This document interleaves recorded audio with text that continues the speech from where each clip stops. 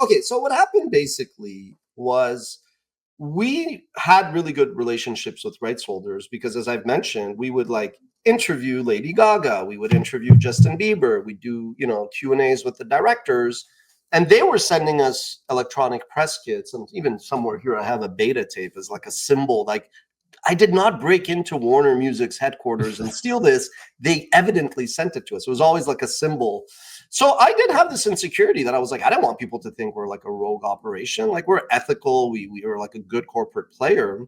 So rights holders were generally like starting to learn Content ID, which I always said was a weapon of mass destruction.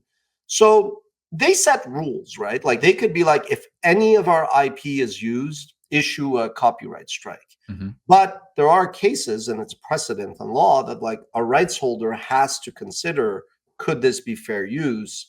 They can't just use these tools like a weapon of mass destruction. What happened was we did get a couple of strikes by a rights holder, and they were like, yeah, it's fine. We'll retract this strike because it's not a valid copyright infringement case. Right. So they were like, we'll retract it. But at the time, YouTube itself was navigating fair use and DMCA, Digital Millennium Copyright Act, and trying to establish Content ID rules.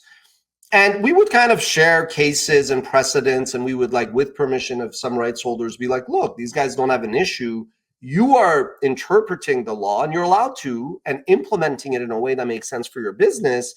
But my argument, as we've covered on previous episodes, was if you're trying to be a neutral platform to be protected by the safeguards of the DMCA and the Telecommunications Act, well, then you can't now actually be judge and jury.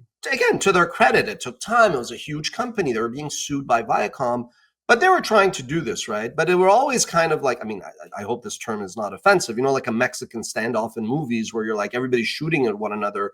We were just always caught in the crossfire. So even though the strikes were retracted, YouTube did not process the retractions. So it was like after a certain number of days, we were like in the penalty box, and automatically our channel went down.